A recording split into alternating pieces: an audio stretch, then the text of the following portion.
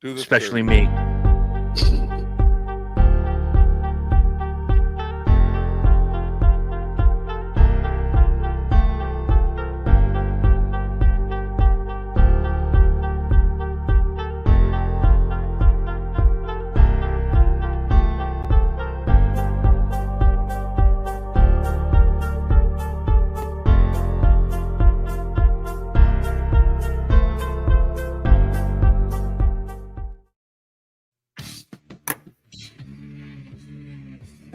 Ladies and gentlemen, welcome to a very special edition of Dysfunction Junction.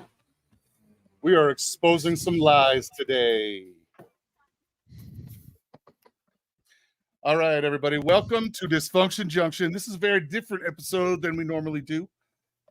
First off, I'd like to start off with introductions.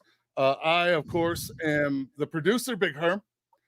To my right on the screen in the center square, we have Chris Burns. So Over on the far right, we have Squeezy McCheesy. That is Lynch, as everybody of our show knows. Down on the bottom, we have the PR guy, J.R. Tanksley. He is associated with us, and he's a member of the Speedway review team. And down on the bottom, on the right-hand side, we have the medium show, Mr. Corey Calhoun. He is one of the members also of our Speedway review team. So that is it with the official introductions. We got a lot to cover tonight, and we're going to try and keep it civil, and we're going to try and keep it as best as shows we can do here. before you go on, joining Go us ahead. now in the bottom yep. left is William Shelley, who for whatever reason is listed as Bill Nye, but Science guy. Bill will have something to say in just a little while. He will. But he will. This is Herm's show tonight. As you all know, back in May, we were approached I was approached for a sponsorship of a softball team. We were sponsoring a softball team for Dysfunction Junction. There were going to be shirts. We were going to have some merch. We were going to have weekly updates of what the team was doing.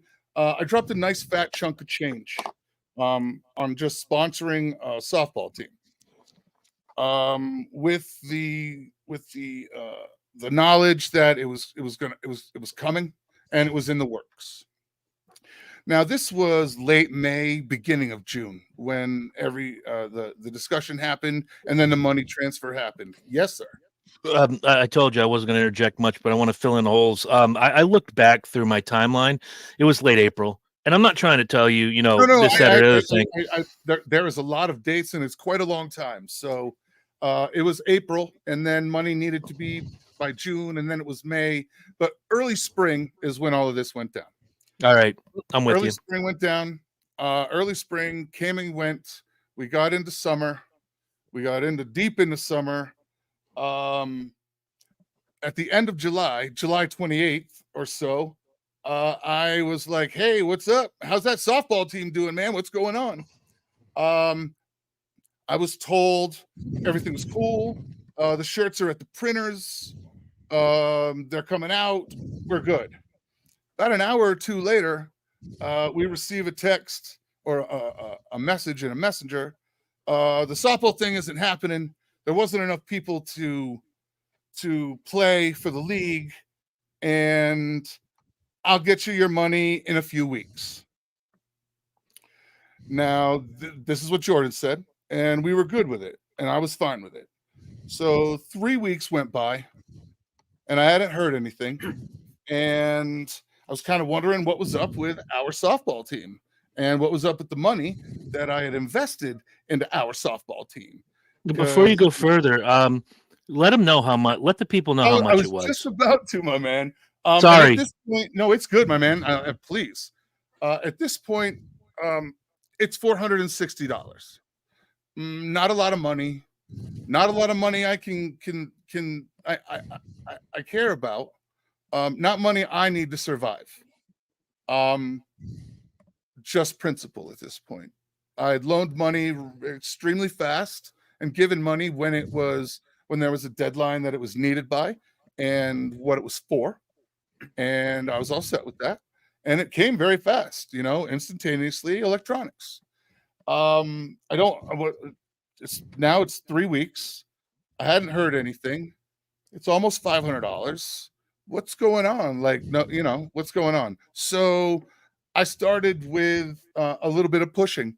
Jordan, what's going on? Well, I'm going to talk to this guy and I'm going to talk to that guy and I'll have the money Friday. Okay. Friday came and went, and Monday there was another story. Now, this kind of happened for a number of weeks. Let's put it this way. I started asking where the money was 3 weeks in the middle of July. It was August, the second week of August now.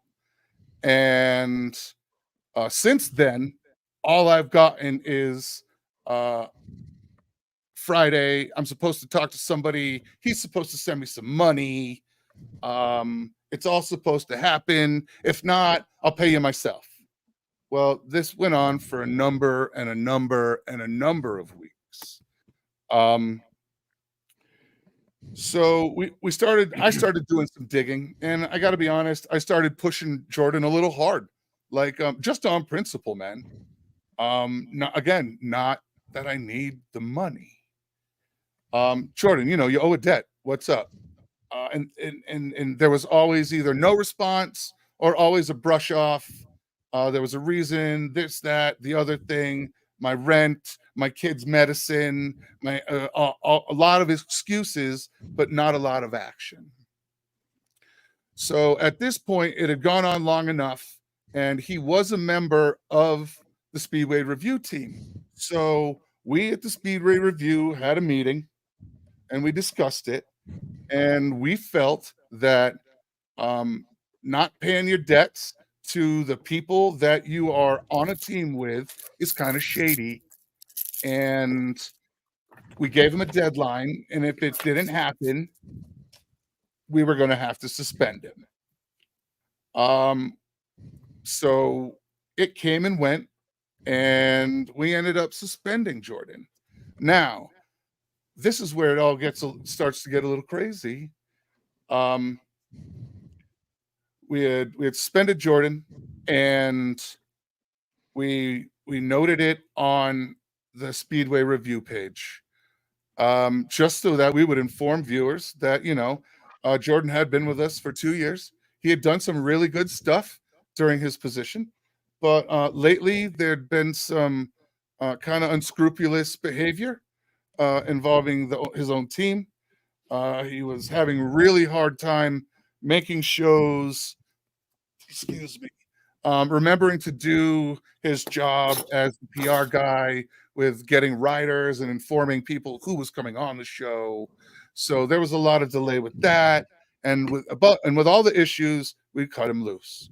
So after we cut Jordan loose, we started hearing rustlings that Herm wasn't that what had happened, people behind the scenes personally, and well, he kind of owes some people some money, and until he pays it back, he's not really with the show.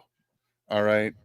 And what we learned through this is that Jordan has been asking lots of people for money. I believe there's 2 other people on the panel in here that he's asked for money. Now, I'm only $460, and I don't need the money. Oh, and by the way, Mr. Calhoun, if anybody asks, can you tell everybody that the people that donated and topped off your fundraiser was goddamn Dysfunction Junction? Because goddamn it, I'm going to spend some fucking money, and somebody's going to put our fucking show name attached to it. Thank you, sir. I appreciate it. Ladies and gentlemen. God damn it, I'm going to spend more money just to get my name, damn it. I got to do it. It's not Wednesday night. Herm, shut up. Let him talk. Man, I even sent him the message, yo. Like, everyone knows I love gaming and all that sort of raw. So I saw it on Facebook, and I was like, hell, I game all the time just for me. Why not do it for a cause? You know, I got 3 daughters. I got a mom, got a girlfriend, got fucking 4 or 5 sisters. You know, cancer is breast cancer and everything. But anyway, so I signed up for it, and they tagged a donation thing. I didn't know nothing about that, but whatever. So I did it, going in thinking like I'm not gonna get a fucking dime. Next thing I know, my boy Big Mac threw some cheese. Miss Yana threw some cheese. Then fucking like a few days ago, Herm asked me to put the thing back up there, and I kept forgetting. Put the link up, bro. I want to spend some money. So like I get home and my phone is just going crazy, and I look at it and it's like, congratulations, Tori, on hitting your donation. I'm like, what the fuck? And I scroll up a little bit, I see Michael Herman has donated $165, and I'm just like, what the fuck, dude? You know, because like when someone says they're gonna do something, you might think it might be $20-$30. Dude topped out my whole goal, man. And it was honestly, I talked about it for like 2 fucking days, man. I know. I've been watching. It was truly amazing, man. I've been watching. I was like, you know what? I'm gonna throw some money, and then I was like, you know what? He's got a couple donations. All right, you know what? Fuck this. $165. Fuck it. Done.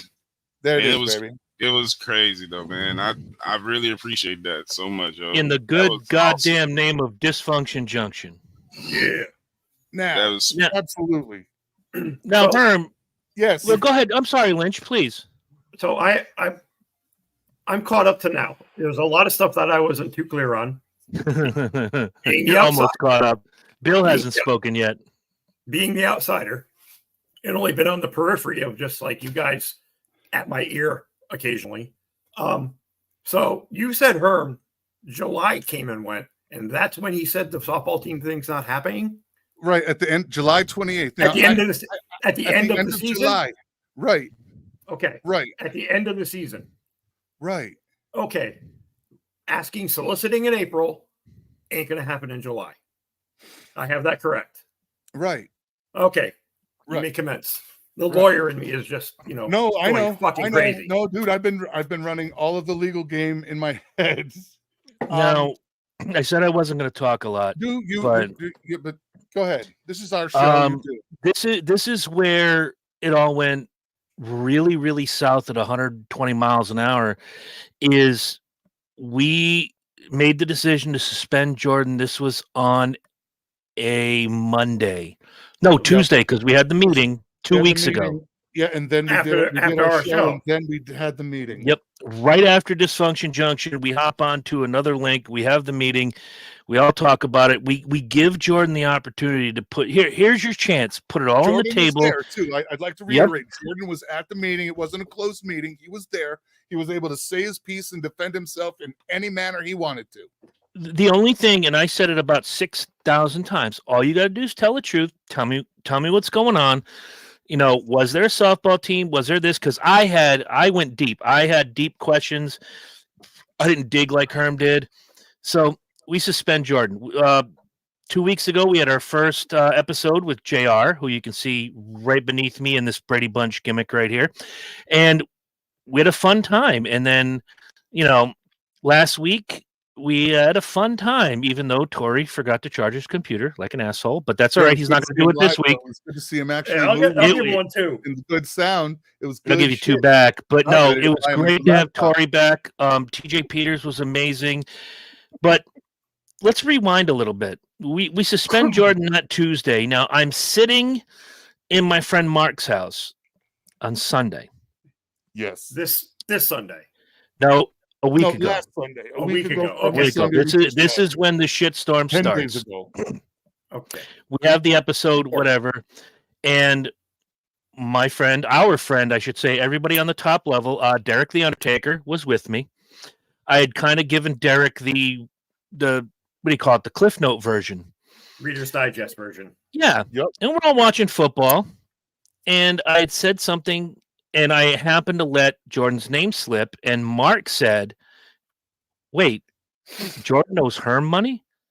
Like, yeah, why? He goes, Jordan's reached out to me a couple times for money. All right, now I'm hot. Fast forward about 4 hours. I get a message from Bill, and Bill's gonna get the floor in just a minute. He says, "Hey man, can you call me?" Now, Bill has been a friend of the show for about a year and a half, 2 years, maybe more, Active not listener, sure. Active commenter. Absolutely, always in the comment section. And I said, "Yeah, I got a good chunk of time. Let me give you a call." And he calls me, and this is where Bill's going to pick up. So if you want to unmute yourself and tell them what you told me. Well, anyways, as Chris was going on, I asked him to call me to talk to me about some stuff, and so I can express some stuff to him.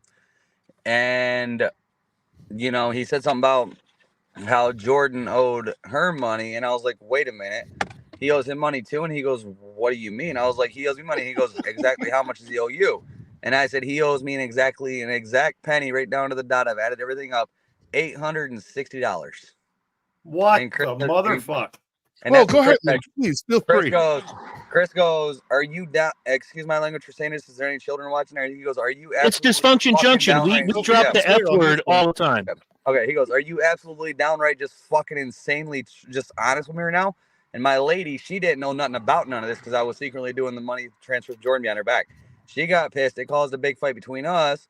And then it just kept dragging on and on, getting worse. And we told Jordan about it. And me, Herm, and Chris and that, we got together about it. Said some things and that to see if we can ruffle some feathers, get things going. Jordan told me that he was going to send it to me. Tried to send it to me on Venmo. I had screenshots of that.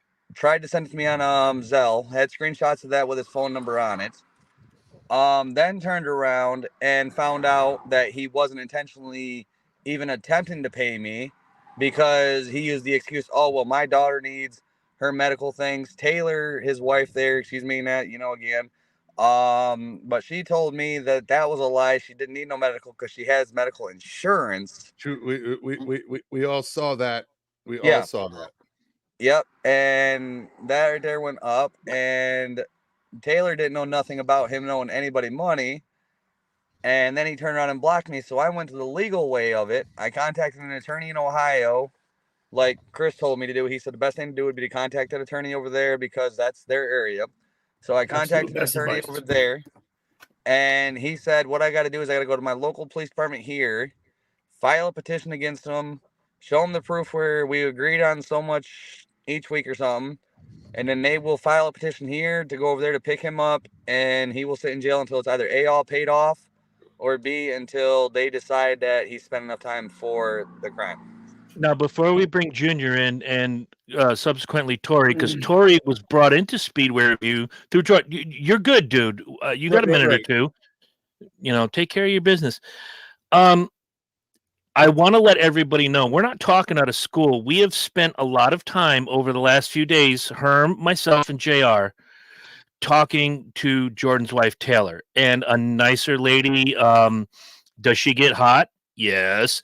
Does she get mouthy? Yes. But then again, that's dysfunction junction. We do that every fucking Tuesday.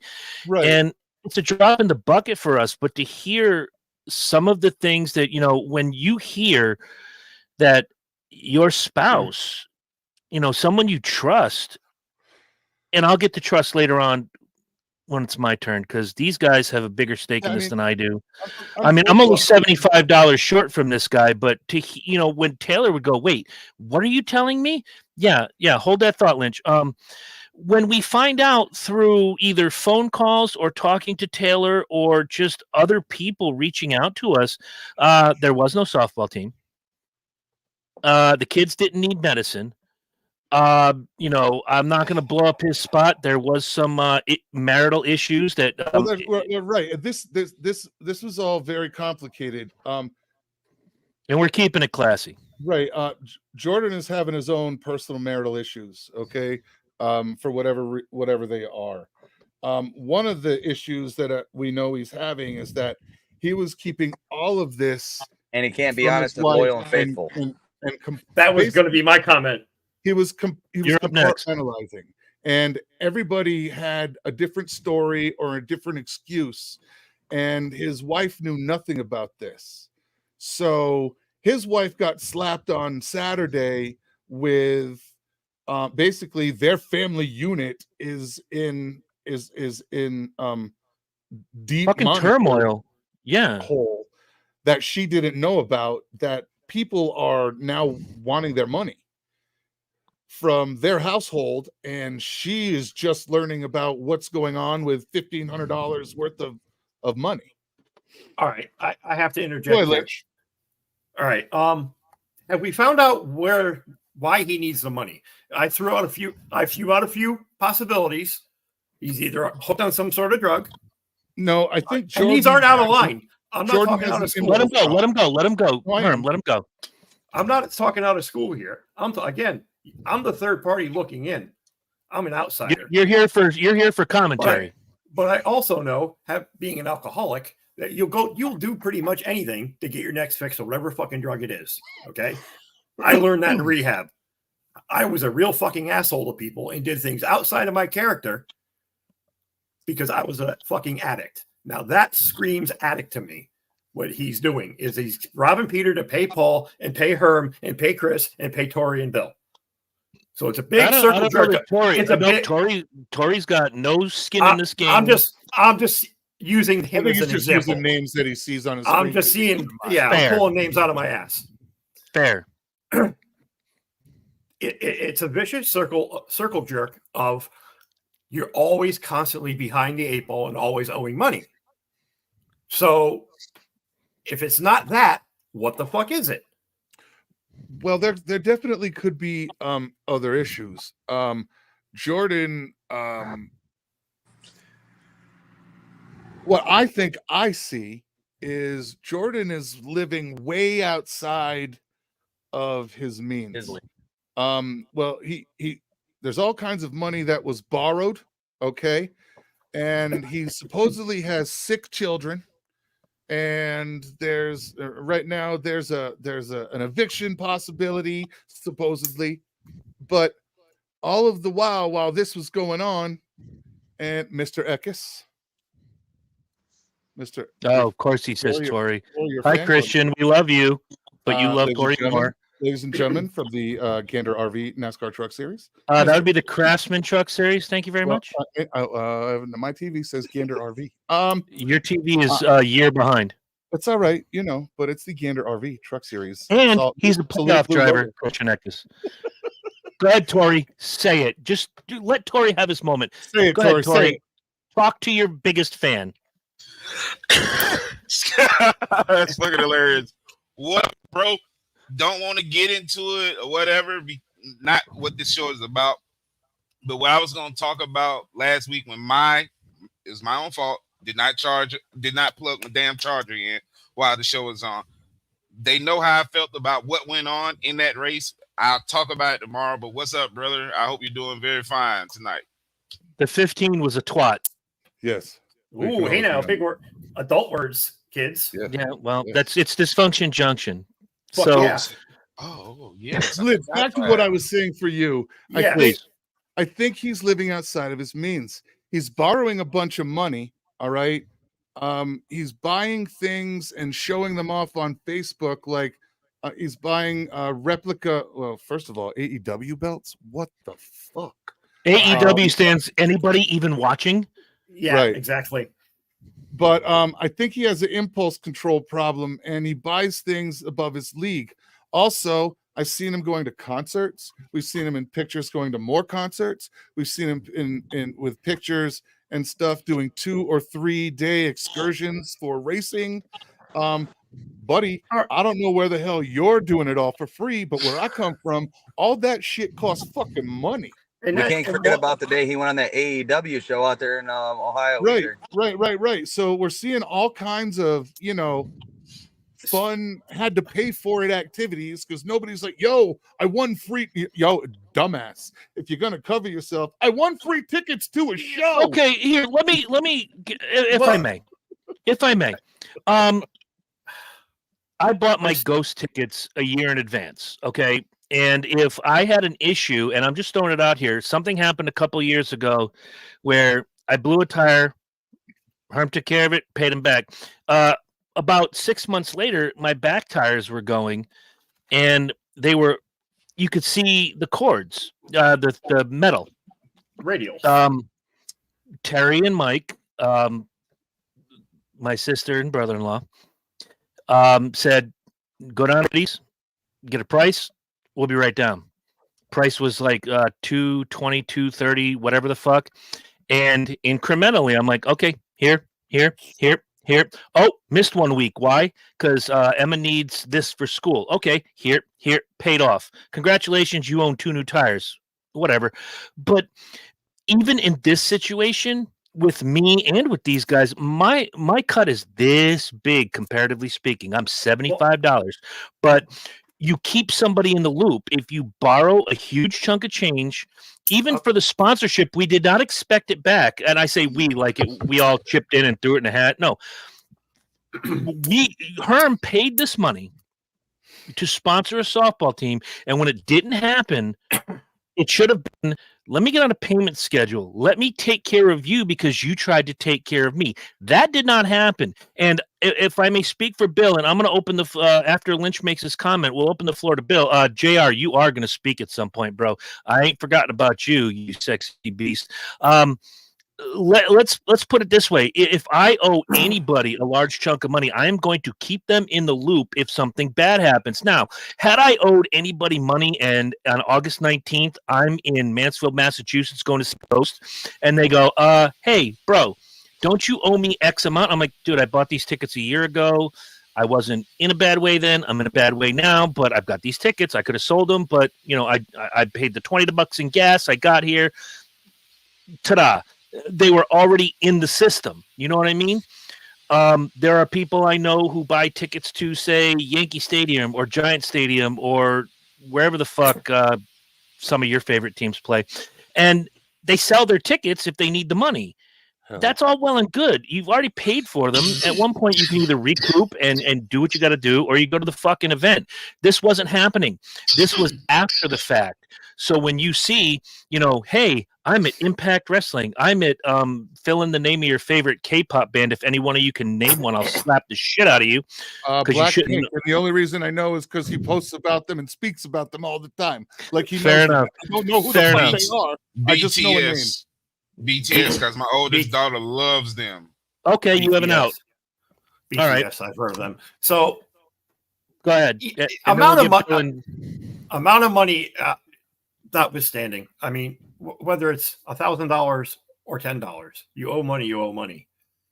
It's just it, and it's your responsibility as an adult to act like a fucking adult and pay your dues. You pay your bills. You pay your friends back that you borrowed money from. I'd be interested, to find out from his spouse exactly how much they're in debt, because you guys have known this guy for 2 years, and all of a sudden he has a spending problem outside of his normal means of income. No, let me I finish. Think let me finish. A spending problem. Sorry, buddy. All right, okay. Let me finish. Something else happened, or there's another somebody involved in this, because from what I know about the guy and what I've heard from you guys collectively, he's not the smartest bulb in the fucking chandelier. Seems to be easily led down a path. Sorry for interrupting you, but Herm's head is brighter than his future. Well, see, I can judge from afar pretty goddamn well then. All right. Anyway, I'm not buying that he's just showing off. I'm not buying that excuse. There's something else going on. He's either on drugs, or he's got a fucking gambling problem, or he invested in something and it fucking tanked. But He'd be the idiot.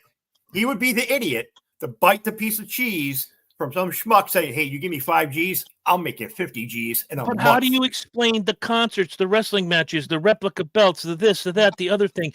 Chris, one thing funds another. If I hit up a bunch of my friends outside of the group that you guys are associated with, he probably owes people in Ohio thousands of dollars. But I mean, there's got to be more to the story than just that. I am accepting of what his spouse says, because I'll trust her, because, well, she lives with the fucking guy, and right. it fires me the fuck up now that I hear the words eviction and kids and wife all in the same fucking sentence within 5 seconds of each other. That Before really before- fucking picks me off. I agree with you wholeheartedly because hell, I have a child and I was doing, you know how it went, and Herm knows how it went when Emma was little. I live in Connecticut. My ex-wife lives in Vermont. There was a lot of dancing going on, getting Emma to and from. And I don't think I ever asked for anything more than, $20. Hey, I need to put a little petrol in the old truck. And, it was always back within a week. Hell, I gave you a ride. Yeah, you did. I mean, it was a nice couple-hour ride. I paid for you paid for a water pump at one point, and you got your money back within 2 weeks. That's not here or there. I'm a different human being.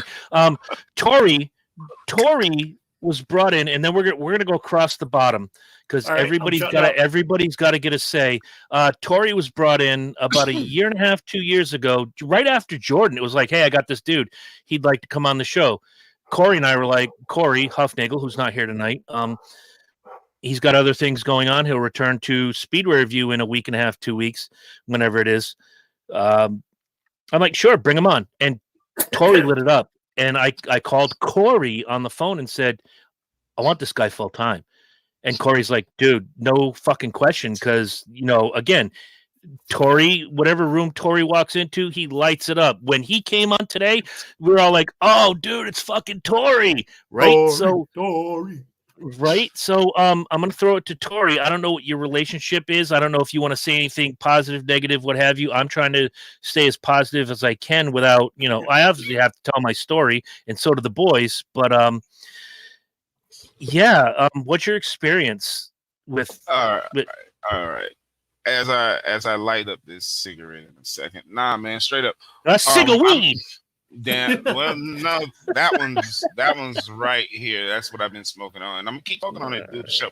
But anyway, yo, man, it's just simple as this though. Like, I met him through the PWC, a wrestling group I'm a part of, and I eventually became admin. So, like, he asked me did I want to be on his show, Motorsports Weekly and all that, whatever. I was like, sure, dude. Oh, the Motorsports Race Talk. Yeah, and then we were doing a podcast called Nothing But Talk, but that was crazy because we were supposed to do that like once every month. Then like I think we did only a total of maybe 2 shows, but whatever. As far as it comes to this show right here, he said, like, dude, you want to be a guest on our show? It's like, sure, fuck it. Blah blah blah blah blah. So like when the opportunity came where the guys offered me, full-time co-host deal, and I was like, sure. And they were very compromising, I guess that's the word. When I'm at work, because I bartend and I chef, you know what I'm saying? Father make that money, right? So they had no problem with it and all that. Now this is where it gets weird. And Lynch, I have a theory about what you're looking for.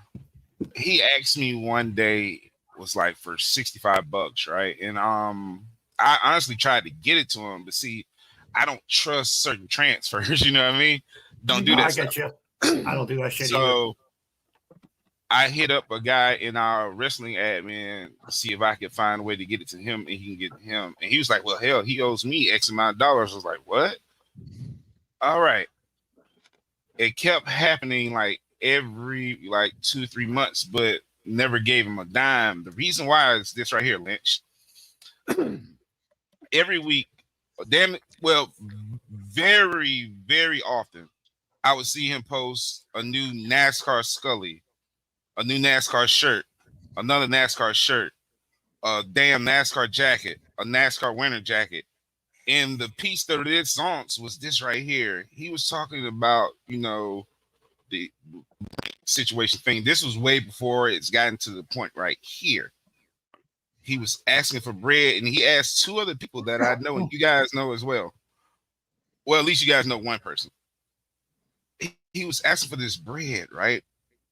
And then he screwed up and told me what he was also about to purchase.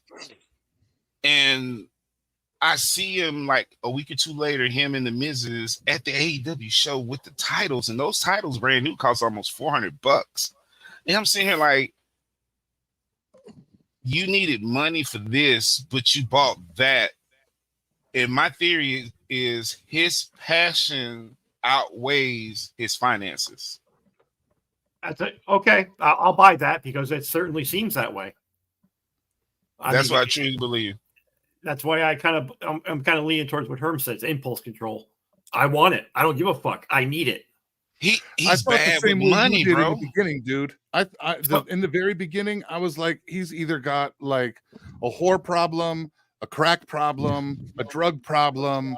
He's betting the ponies. No, there's something that the money's that's leeching the money. I was the same way. He is an addict. He's addicted to merchandise, and I'm not joking. That's a real thing. He's a shopping addict. You're absolutely right. Now we're going to move just a little bit further in the story. We had JR as a guest. JR's worked with several different race teams, and you're going to get to talk, brother. Don't you worry, brother. And we had him as a guest, shoot the shit and talk about what. Does she have a shirt on? Knock it off. Come on now. Hey now. Anyway, yeah, you don't know who's watching. We had JR on as a guest, and we were very sincere. It was like, dude, anytime you want to come back, your door's open. You want to come back next week? Yeah, I'd love to. Okay, so we have the meeting. We suspend Jordan. I am immediately on the phone with JR that night. I'm like, so I felt like the guy in Rockstar, like, so you want the gig then? He's like, fuck yeah, I want the gig. $1 million. Right? I felt, Lars Ulrich, what we're going to do is we're going to offer you $1 million to join our band. Of course, we didn't offer him that, but so yeah, JR joins, and that's when in his world, that shit hit the fan because JR, you had originally agreed to be a part of a different show. Please tell the people about it. So Jordan comes to me after inviting me to be on y'all's show, Speedway Review, and says, hey, I'm trying to get this podcast going again. Would you like to be a part of it? So, of course, you know me. I traveled with ARCA, and I've traveled with several other race teams in the past couple of years. And, I have 2 small children, so I need to be something in the sport but close to home. So, I was like, yeah, that keeps me involved in the sport, keeps me in the loop. I would love to do that. So, of course, Chris and Herm and Tori kind of knows what went down. And so I agreed to go on this podcast with him. And then shit hits the fan. And I told him from the start, I was like, look, dude, if any animosity happens between either show, I'm out. No ifs, ands, or buts about it. I'm not going to get caught in the crossfire. Right. Well, shit hit the fan, and I backed out. You're still listed on the promo, by the way. I know. And that's not Jordan's doing, that's Taylor's doing. I respected her enough, and she asked me, not to back out on him yet, to give him another chance to prove himself. And I was like, look, I will give him one chance because he didn't actually fuck me over. Sorry to whoever he did screw over. That's very, very tragic and kind of pisses me off as a person too. But I told her, I was like, I don't know if I want my name attached to anything that's going to get me backlash. She's like, well, just give him a chance to let him redeem himself. So I'm going to give him an opportunity. If he shits on it again, then I told her the door's shut. It'll never open. Understood. Well, that's a smart thing to do. I tried to keep it as professional as I could. I respect Chris. I respect Herm. I respect Corey. I do all I can, but yes, Justin Potter, I am, and I will live and die being a pain in your ass. Love you, kid. Always have. But back to him saying, like, he's getting paid all this X amount of dollars with Alex Club. I went with Alex Club. I was going to mention that. Thank you for bringing that up. Here, let me set the table for everybody.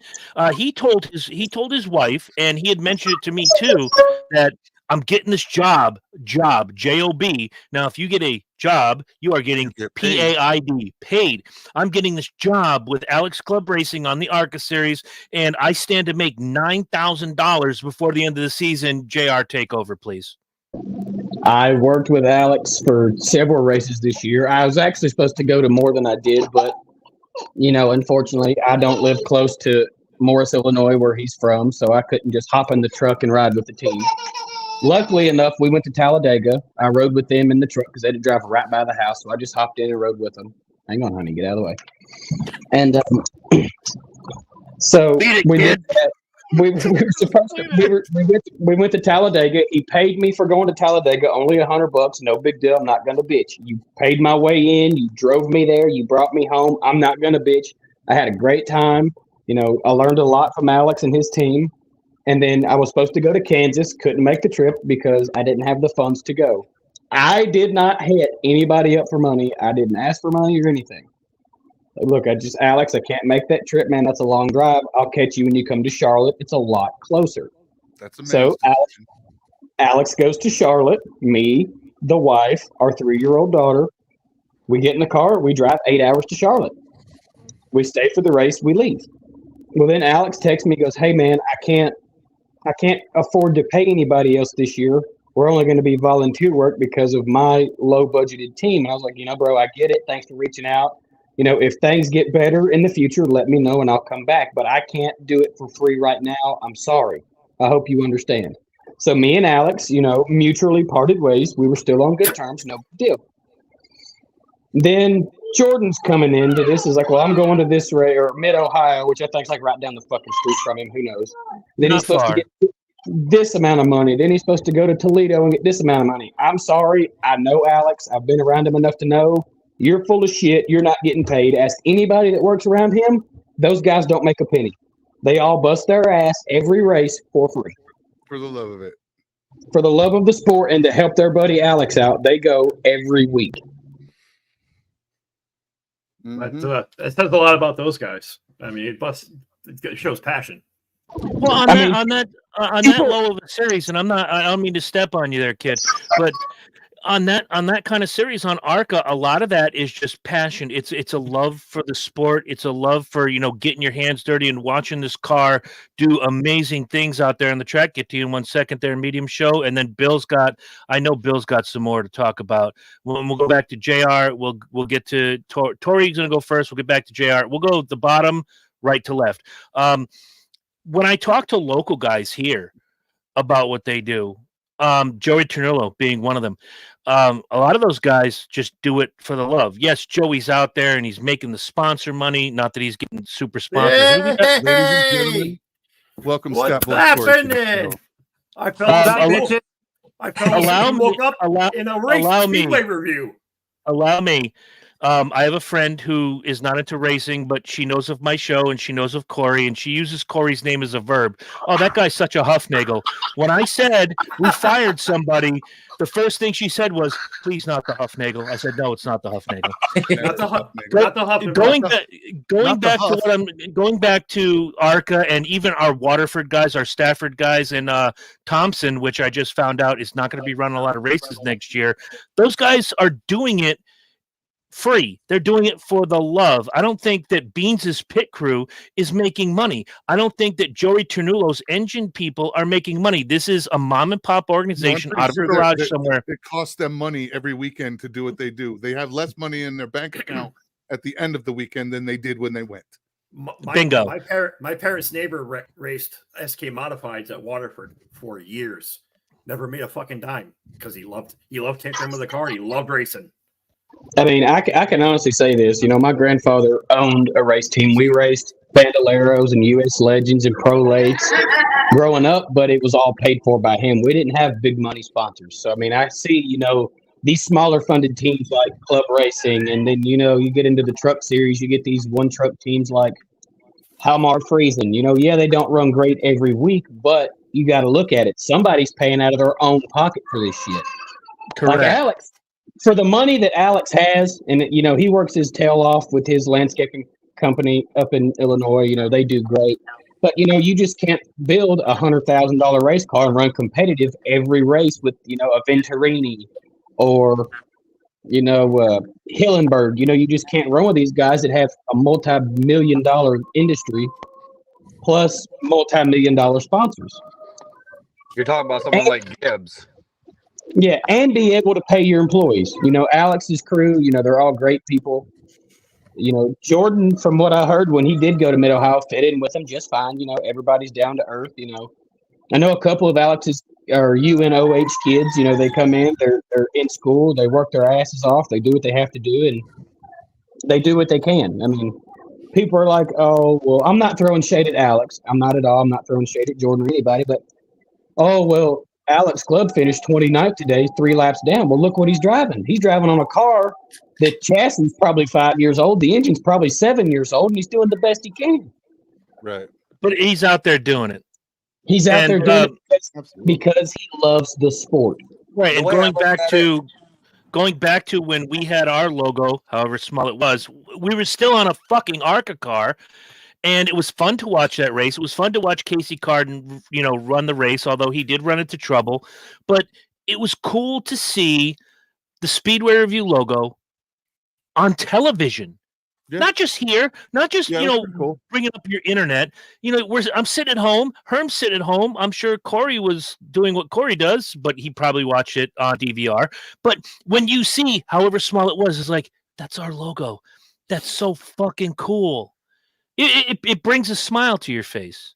And to go, Tori, you had something to say. So you had your hand up. If you forgot, just blink 37 times. Nah, it was actually it was very simple and short. When you guys were talking about that, the guys, they do what they do for the love and all that. And the first thing I thought about was what was it? Fucking Rocky IV when Rock bailed Paulie out. And he was like, "You stupid as fuck." He was like, Rocky said, "Friends do because they want to," and that's Rocky 3. No, it was Rocky 3. Bailed him out of jail at the beginning of the film. Friends that's right.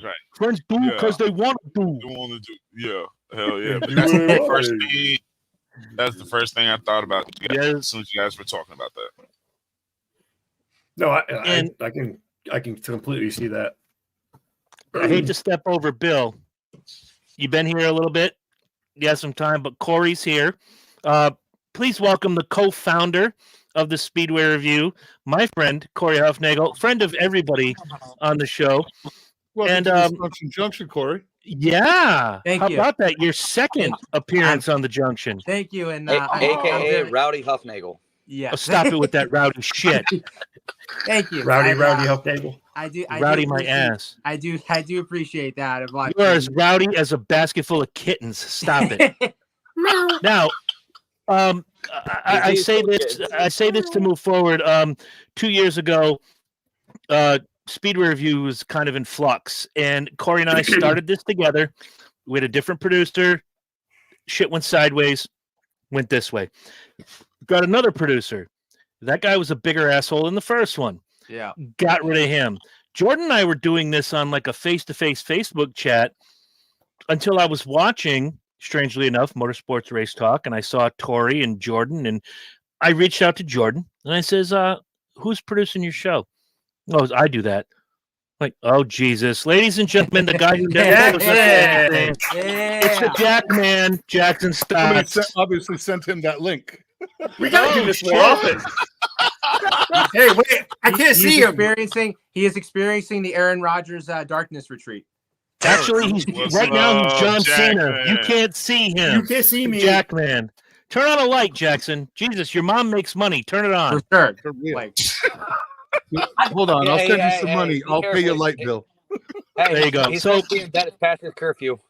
That's get that right. boy Get that boy two sticks to rub together and make a fire, motherfucker. Right? Welcome to Dysfunction Junction. Let me finish my story. I love you. All right. So I watch the show. I reach out to Jordan. I'm like, who produces your show? I do. How good is your show? Oh, well, we get a couple, whatever people. Now I can see Jackson. He's not John Cena anymore. Yeah. It's this thing called light. I said, how would you like to come produce our show, be a talking head like everybody here tonight, and we'll try it out for a couple months. It only took 3 weeks. We're like, all right, this is the guy. I asked Corey, I'm like, what do you think? It takes a load off your shoulders, takes a load off my shoulders, what have you. And Corey was like, yeah, it seems like a good fit. That was 2 years ago. have said that, Corey, you obviously have some stories to tell as well. All right. Go ahead if you have anything else to say. I mean, This was me throwing it to you. okay. This is All right. this is your ball, baby. All right. Well, first and foremost, JR, if you're watching this right now, Oh, for the love Hey, of fuck. hey, roll tide, baby. you're welcome. All right. So there's this one story that I want to like. Hold share on, with you timeout guys. offsides clipping. If you can see the Eckes comment wants to section, recap. if you can see the comment section, Christian Eckes, Truck Hey, Series playoff Christian! driver. Yeah, I know he's already pimped out Tori about 16 million times. Yeah. The 1 minute recap. Jordan produced the show. Jordan owes a lot of people money. We gave Jordan a lot of time and leeway to pay it. Then we find out he's into a lot of people for a lot of money. Hope that helps. Christian Eckes. By the way, Christian, if you have koozies, I'd love one because I already bought your T-shirt. I need a free koozie. And a hat. Oh, Christian, hey. get back on the show. Let's get Christian back on. He's in a playoff push. We got to get him Yeah, on. We're well, trying. Hey, See Joey real Ternullo right quick. there. Joey's gonna get him. That's Real our quick. conduit. By the way, hold on, Joey Ternullo. Hey, You're the man, Walnuts. You're the sorry. man. Go ahead, please, Tori. Hey, Christian. I have a pretty damn good opportunity to come to Talladega for I think it's all the races. What are the chances that you can get me a pass to pit road? That would be honestly, that would be the president shit of the for fan me. club. That would be the shit for me, dude, because that's is my the shit about. Tory fan club. Yeah, I'm throwing a all about that. I'm throwing a caveat here. If Christian wins Talladega, you remember when he won a couple weeks ago, and we all watched the post race. He's going to mention Tori. He's going to mention Tori. You know, hey, the Napa Gimmick Schnabitz Fernum number 19 ran great, and that last lap was fantastical, and I was waiting for it. And Tori Calhoun, love you, brother. I was waiting for it. Because I'm telling you, if you watch Speedway Review every Wednesday night and you look in the comment section, as soon as Christian Eckes shows up, by the way, he is a Truck Series playoff driver and our friend. That's right. Every week he shows up in the comment section. Where's Tori? Where's Tori? Where's Tori? He showed up in Waterford, freaking Connecticut. Comes up, we shake hands, we hug, we have a good minute, and he goes, "Hey, by the way, where's Tori?" Like, Where's Tori? For real, like 3 weeks ago, he did that awesome little slide move, and I messaged him. Was like, "Yo, my man, that awesome slide move at the end was some of the most Hey, amazing shit. look, You should be on the let's show." be, From now on, I'm having Tori send the message. let's be real. Christian doesn't make the slide move if Matty D doesn't push him into 3. good point. Now we're again. I got to bring it all back. No shade on Christian X. Hell of a driver, hell of a guy. All right. So Corey, we're gonna go back in time. We bring him on, and then, much like the rest of us have been talking about, with the possible exception of Lynch, who is outside looking in, he's Fishbowl Jones up in the corner. Mm-hmm. You have your own stories about. Just go ahead, please. All right. So of course, like when I first met Jordan, and of course when he was on our show, I thought he was a cool guy, and of course, like he said that he knows like all these drivers that he could like bring on and stuff. I said, okay, that's awesome. Of course, there was some times where he'd ask me for money, and I would say no, because I would say like I love to, but I just can't give you money right now. And I would probably say like he's probably asked me this like maybe like a few times or so forth. I don't know like how many, but there was at one point where I wanted to ask him and just say like, dude, like, are you like having like money problems right now? Because like if you're having money problems, just tell me, because because I can just give you like advice like what to do, like if you're having like money problems and whatever, because like, and of course it is true that that there was times like he would send out like, oh, look what I got, and look what I got. He'd get like all these like championship belts, shirts, and hats and everything else. So like, of course that would all be going on. And then like weeks later, then the whole money thing starts up all over again, what have you, and so forth.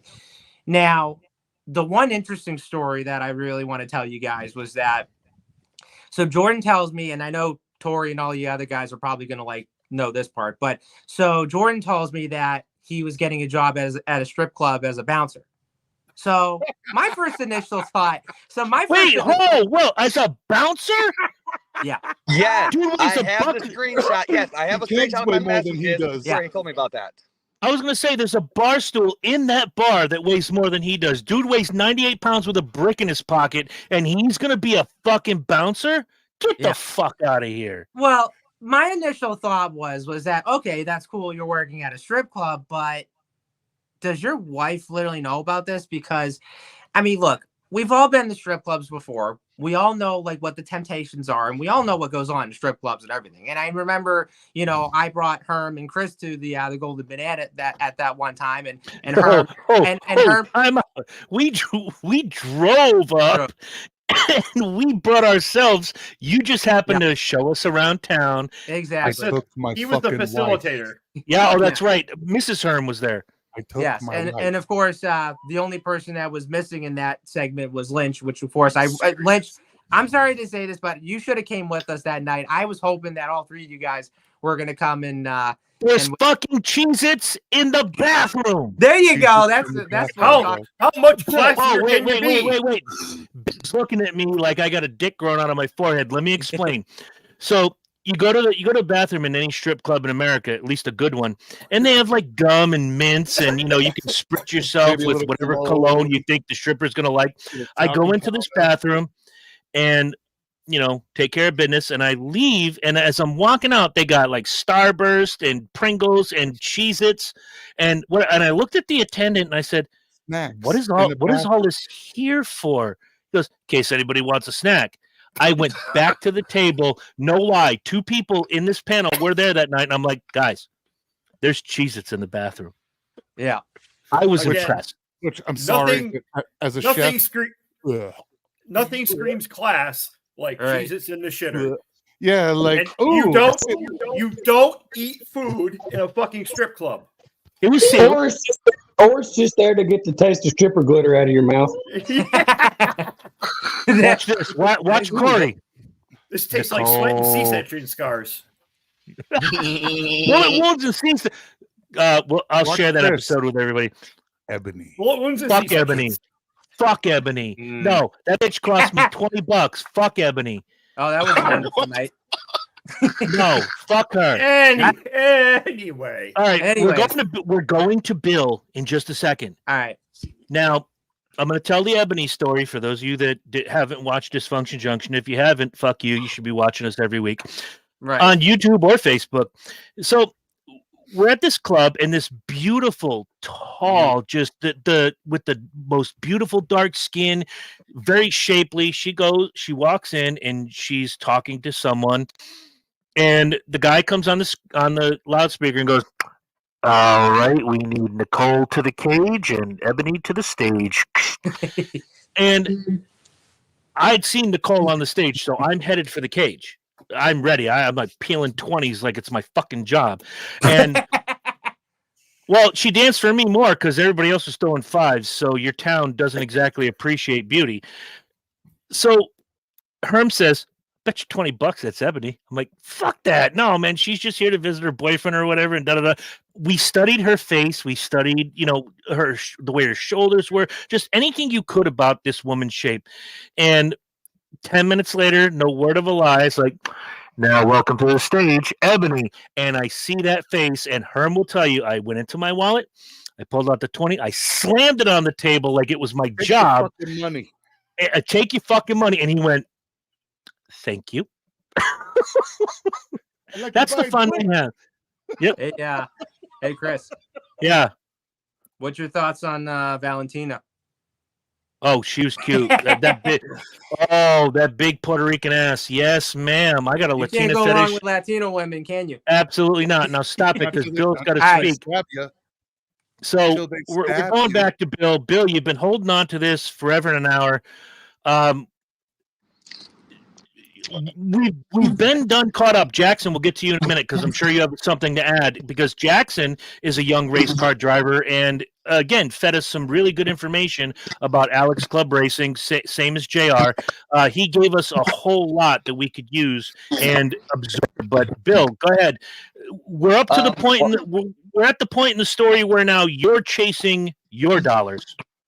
All right. Well, as wait, I'm doing my- can I back Bill Go up ahead. a second? yeah, go Sure. ahead. All right. So we heard that Bill got money from Jordan. Okay.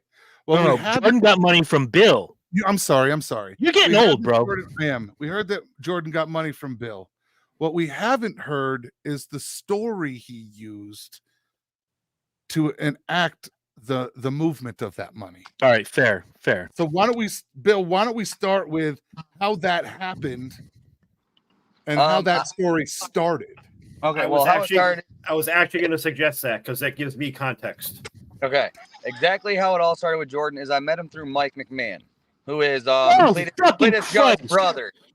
Mike's that's Chris's stepbrother, by the way. We'll get into that later. But Mike anyway, McMahon can stop every dick in the bag. well, you kind of would. But anyways, back to No, what I was saying. he would, not me. You can suck it. I met him through Mike McMahon through PlayStation Network, and then we got into podcast and all that from Mike. And you know, me and Jordan, we become friends through that. And he turned around Mike McMahon. shortly after, and he started asking me for money. So you know, I was like, "Well, what do you need it for? You know, you got a job, don't you?" And he's like, "Yeah, I got a job, but you know, I don't get paid right now." And he's like, I don't get paid right now, but I got a few weeks that I just started my job. I'm like, all right, you know, I can lend you a little bit here. So then I was like, well, what's the excuse actually? And he goes, well, my daughter needs medicine and she's very sick right now and she has an appointment in 2 weeks. And if I can't get the medicine and her bill paid, I can't take her. So, all right, you know, with me having a kind heart for kids, I lent him the money. And then it kept piling up. And that for the kids being excused as an excuse, he needs gas for his car. His wife Annette is very sick, needs medicine. She doesn't have insurance, and it all started boiling up on me. And I was like, at the end, I'm like, you know what? I was like, you're already in the hole, so much money on me. I can't lend no more until you pay back what you owe me. And he goes, all right. And the one night last year, I was talking to Chris on the phone, and Jordan had messaged me. And he's like, hey, you got money? And I went straight to Chris and I was like, Chris, you won't believe it. I said, we're sitting here talking about Jordan. And he literally just messaged me and asked me for money again. And I was like, dude, you owe me money. And then I told Chris his reply. And his reply was, I will pay you back when tax time comes around, every bit of your money. And then I was like, all right, why can't you pay me now? He goes, because I'm homeless, living out of a hotel. I explained the situation to Chris. And Chris and I agreed, you know, with me holding off till tax season, because he needed to find a place to live and get his kids out of a hotel before they wound up sleeping in their car. Chris said that was a real man of me to do that, to tell him he can pay me back during tax season instead of pushing immediately. And now, when we all jump about the money situation, Corey over here was in the chat with it, and that how Corey even got a good laugh out of it the other night. It got bad in that chat, very bad. Yeah, it did. It went south like really, really quick. Yeah. So just, anyway, you know the message, and go ahead, please. But anyways, Nat, you know, turned around and even Chris, like I said, Nat agreed that I was a good man and for doing that for Jordan to, you know, help him out that little bit. And then we turn around and I ask him again, where's my money? You know, you owe me. You say you're going to pay me on this day, this time. All right, I'm expecting my money. 4:30 rolls around, nothing. He didn't go home till 6. He goes, all right, I'm going to send it right now. All right, no problem. He goes to Venmo. Then he says that his bank card got a fraud charge on it. Taylor didn't know nothing about it at all. Not a single drop on nothing. Damn. So she was surprised when I called her to explain to her everything. And then it blew up worse in the chat after that. After Taylor got the phone, she turned around and went from saying she don't care about shut up, stupid. She don't care about what happens to Jordan. She's done with him. She wants a divorce and all this stuff from him. And then she turns around, starts pitying him, babying him, and defending him. And a lot of all that good shit in that chat. So all in the end, basically he refuses to pay people. He refuses to be a man. He's a bitch. And his biggest addiction is borrowing money and hiring hookers to sleep with him because his wife won't put out to him. Okay. So now we're going to go to the bottom corner. Whoa. The young volleyball hero of wherever the fuck you live, Jackson Stotts, who has been a part of our show quite a few times, still in the old chat. We haven't added him to the new chat. He hasn't been on the show in a year. But Jackson, you gave us some information not too long ago that was really helpful. Would you mind sharing some of that with us? Yeah, so I'm being a race car driver myself. It's definitely not easy financially, And Alex Club does not have money just to give to people. And it's like, it was crazy when I found out that he was going to give Jordan $9,000. Supposedly. Well, isn't that supposed to be the other way around? If you're going to pay for your logo to be on a car, you pay the team, and the team doesn't pay you. Right. And we have a deal hopefully going forward. What up, Justin Thomas White? We have a deal hopefully next year to sponsor a local guy here in Connecticut, Beans, who's been on the show half a dozen times and wants to come back, to sponsor his car with, I don't know if we decided, Herm, is it going to be Dysfunction Junction? Is it going to be Speedway? A little of both? I haven't figured all that out yet. We're just in the talks of like prices depending on what spots are, how much a hood is. Little column A, little column B, Yeah, I'm trying to figure out what my spot is, but that's Just where call we it are the right now. dysfunctional Speedway. Yeah, Hey, Herm, not to cut you off, but I can get you an entire hood for right around $1,000 for the All-American 400. Ooh. One of the biggest late model races in the country. Oh shit. You guys talk privately. I will. I have lots of options. I'm weighing them. Also, one point. Sorry for cutting you guys off, but my old lady and her brother, he races local here. I can get Herman, Chris, or whoever wants to sponsor. I can get you in touch with him for this next upcoming season, so that way you guys can talk directly to him and not through me. I want shirts. I want hats. I want hero cards. Well, like I said, he drives the 4-cylinder class right now because he's still in these young stages of racing. But I mean, he may be open to sponsors. He may not. I don't know.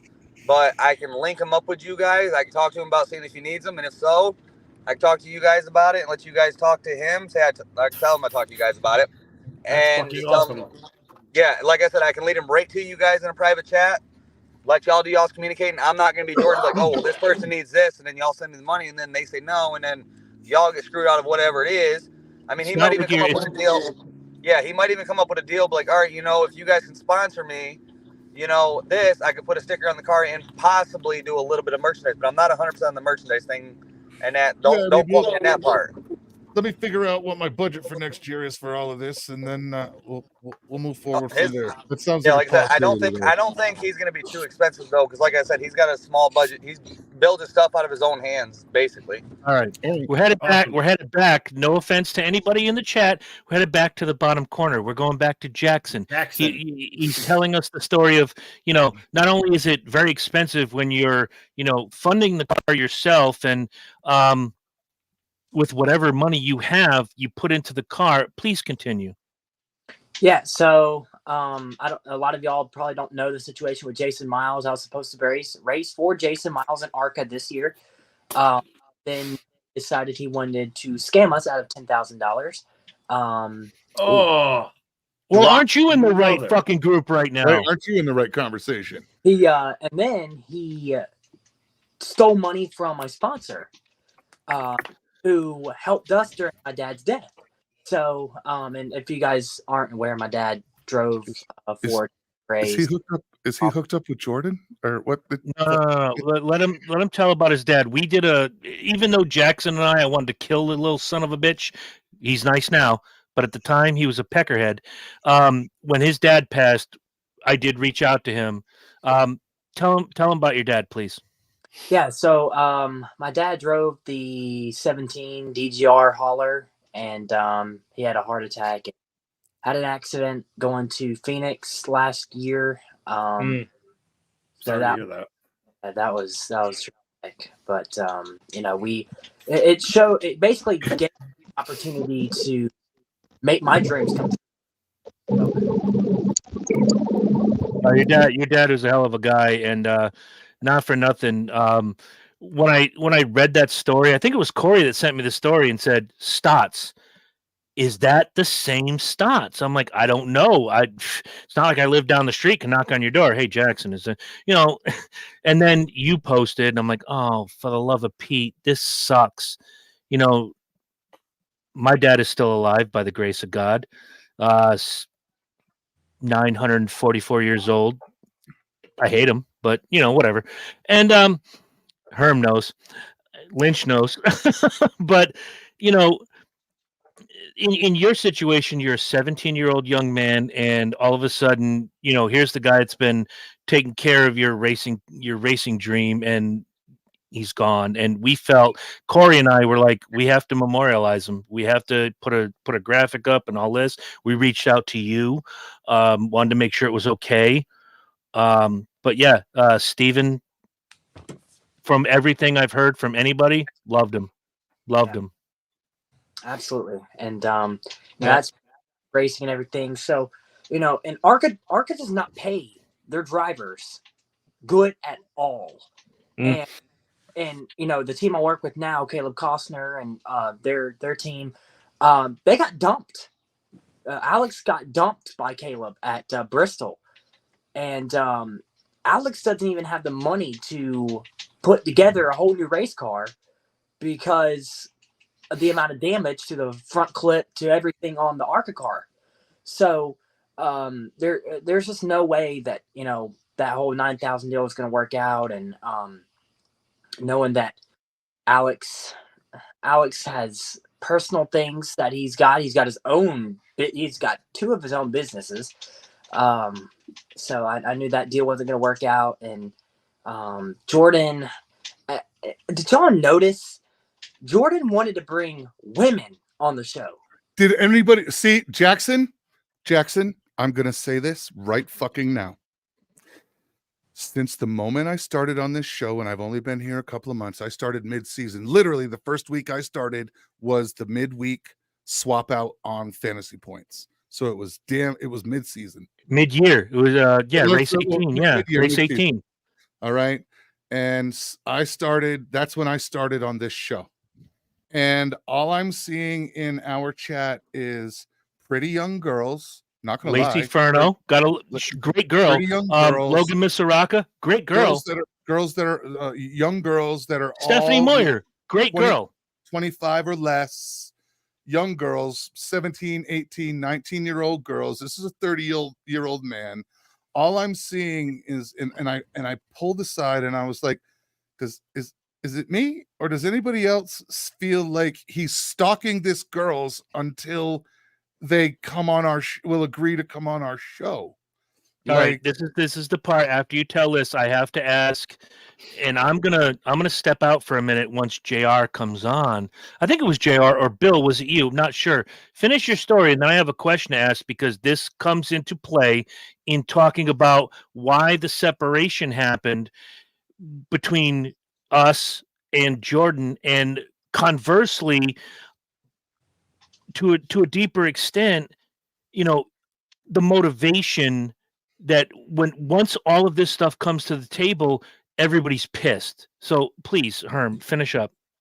So yeah, it's literally week after week, day after day of young hot girls, and we're not gonna lie, they were really young, attractive girls, but they were fantastic guests too. They were amazing guests.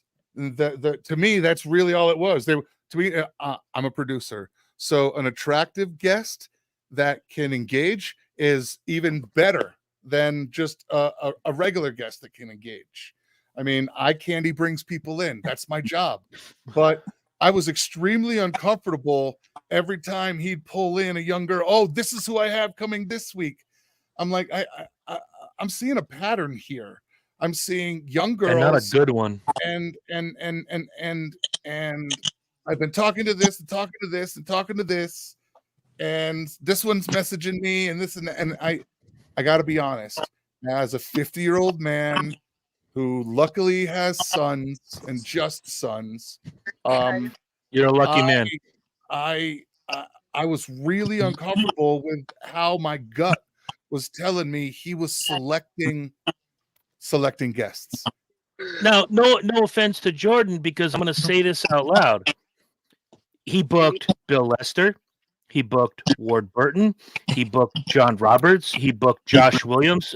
To this day, Josh Williams is one of my favorite guests of all time. Booked John Garrett, who we had fun with. Booked Ryan Roulette. so many really good drivers that don't fit into the smoke show. I remember signing on the night we had Logan Misaraka, who, by the way, congratulations, Logan, who just got engaged. Congratulations. When sorry. yeah, me too. When Logan was on the show, we're signing on, and I don't know how to say her name, and everybody, we all have our say. And in the intro, I said, if you thought Martin Truex had the only smoke show this week, you're wrong. The Speedway Review has a smoke show, Logan Misaraka. And she laughed, and she found it funny. And then, we found out about her racing and whatnot. But yes, it did get a little weird. Loved Stephanie, loved Lacey, loved Logan. Anybody we've ever talked to, I appreciate because I learned a little bit more. But it just got to be too much. Too fucking much. Now, I have to run upstairs real quick because the suds runneth low, and this is going to be a long show. We warned everybody. We're running long tonight. But I got either go there afterwards. We're hitting it about a half and about. Don't worry, Popeyes is open till 11. Just real quick, Chris, I don't know if Jordan told you, but if I can go back to my message, my screenshots and find it, I had a screenshot set up for a special appearance for somebody that I knew you would have enjoyed more than anything in the world from Stuart Haas Racing. Oh no, he told me about that and it never came through. However, JR's working the Who did he gimmick. tell you? Kevin Harvick. Yes, I had him lined up, ready to go. Kevin asked when he'd be sent a link because it was around I think it was around one of the holidays, and I wanted to surprise you with it.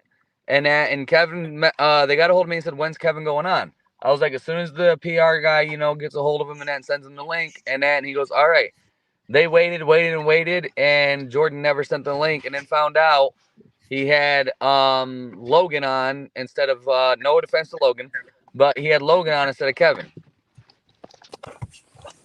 That would have been my birthday and Christmas rolled up into one right there. Now, before I step away, and I always watch it back, so guys, please, Corey's got his hand up. You guys want to see why he's called that boy? Watch this. Corey.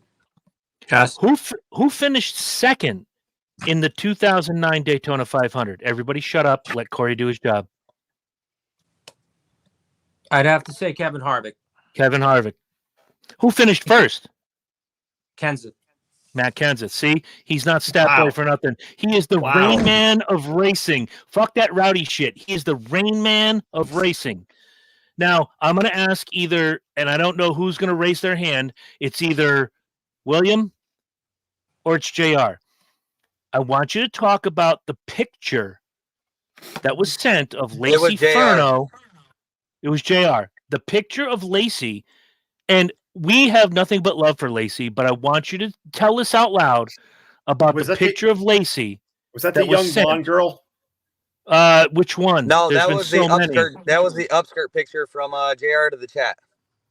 No, I'm asking Burns. Was that the young blonde girl that I was We've like, had two. holy shit, she's like, and you said, oh, she's like 17. I was like, whoa, now I feel like a Lacey is like early 20s. Early 20s. Logan is a little bit higher on the age chain, but 25, 26, I think. Right. Yeah, Hey, somebody's got to tell the story. Go ahead, Bill, please. I'm out. Sorry for cutting you guys off, but I got to get going because I got to get my lady fed, and where I'm going, I'll lose service in between here and there.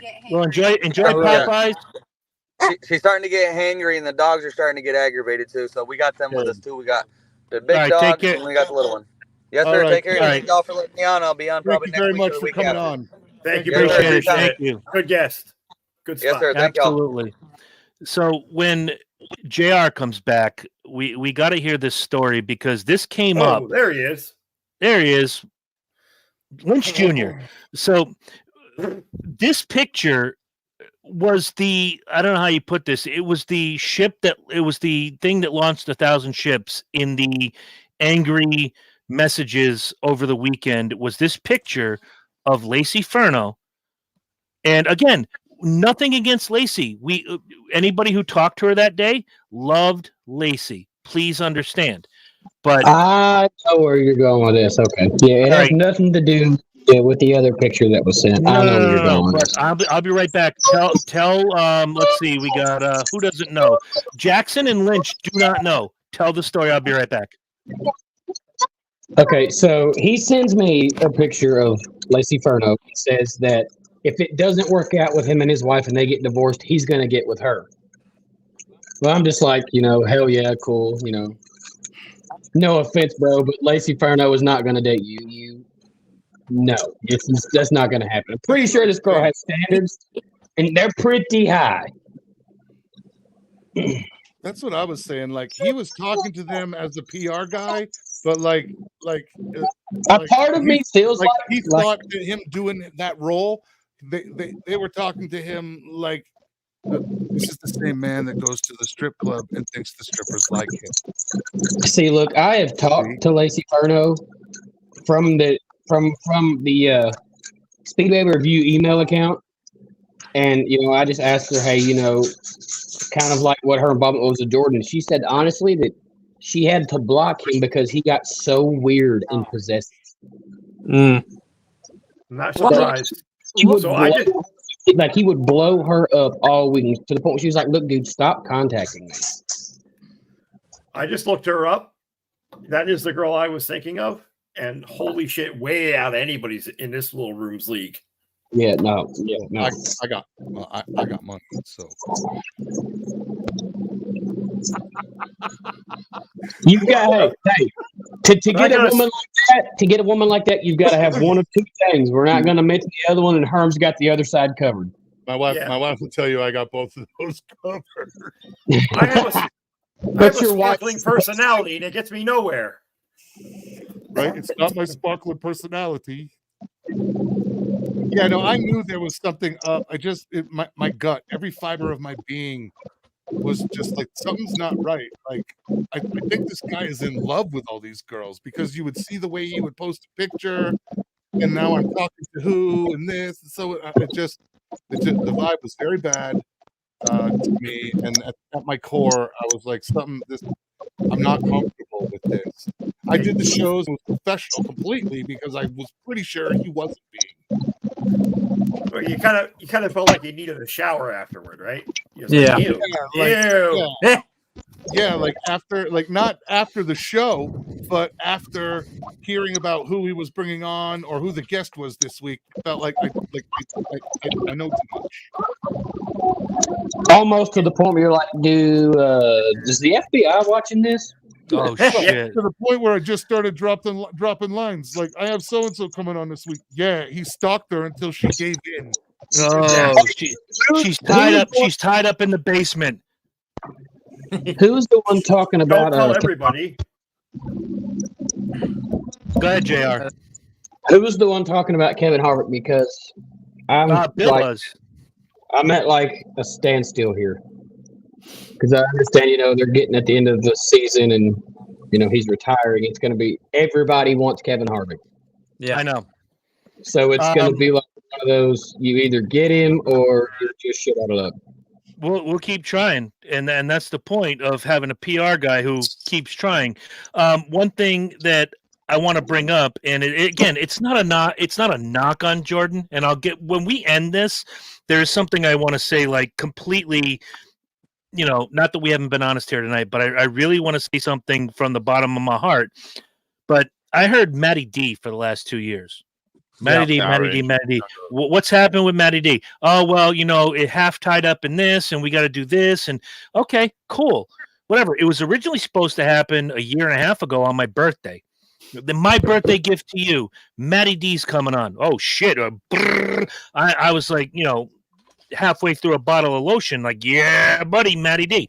And then Matty D doesn't happen. Oh, well, I talked to this guy and that guy. I don't even know if these names are real at this point. I talked to Walter. Give me a name. Give me a name. I can tell you right now if he's lying or not. Because only one person at Rackley War Racing will answer emails about that, and I know that one person very well. I don't remember the name. There's a W in the beginning. I want to say Walter, but I could be wrong. I'm also 50, and I forget shit on the daily, so... The PR guy at Rackley War Racing is Monty Bailey. If it's not Monty Bailey that talks to you, it's a fucking lie. All right, well, then I guess it was a fucking lie. Beyond that, beyond that, it was like, hey, I reached out to Haley Deegan's people. I reached out to this person. I'm like, those are big names. And not that he didn't bring us big names. I do want to say that out loud. We're not trying to shit on the guy, but I wouldn't have talked to Bill. And by the way, every time I have to take a week off, Bill Lester was here. So when I went to a playoff hockey game and Bill Lester was filling in for me, the way it was put, I'm like, oh, Bill Lester doesn't fill in for me. Bill Lester is 6 steps ahead of me. Right. During intermission, I signed on to the show. I'm like, I just want to say hi, Mr. Lester. Thank you for, sitting in my seat, and you are far better than I am, and yada, yada, yada. I got to talk to him for 10 minutes. It was great. To have Ward Burton, to have John Roberts. There's so many good dudes that, that Jordan brought into our little world that, I used to say it about my old show, which I'm not going to say it. Well, wait, it's Dysfunction Junction tonight, right? Yeah. Mm-hmm. Okay, on my old show, Chris and the guy who didn't work as hard, talking to Charlie Benante from Anthrax, or Lizzie Borden, or Jim Leyritz from the New York Yankees, or, I can name drop all day long, but I would seek out these people and get them. What is so hard? I mean, I know, and JR can answer this better than anybody. It's not that hard. JR and I had this conversation a week ago. What is the worst thing you can hear? No. That's it. And then you move on. You go to the next thing. Chris, so did he say that he went to Haley Deegan? Like he talked to Haley about it? No, he sent feelers through an email. Okay, because I know Haley has very, very strict PR because of all the threats and stuff that went around her.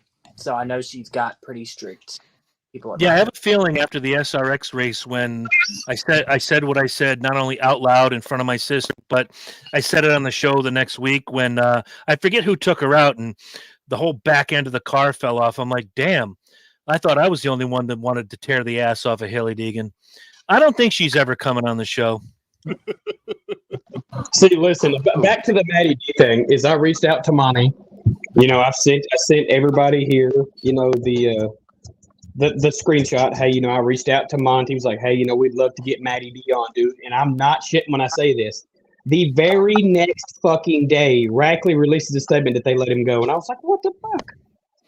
Wow. No better time than now. So, like, Monty was like, I'll see what I can do. I can't make any promises. It's getting late in the season. I'll see what I can do. And then the next day, it's just like, what the fuck? Yeah, all of us were pissed off. But that's for tomorrow night. That's not for tonight. Who had their hand up before? All right, Corey did. Go ahead, please. All right, so there was this other story that I wanted to tell you guys, especially the fact that when he was working at the strip club at that one time.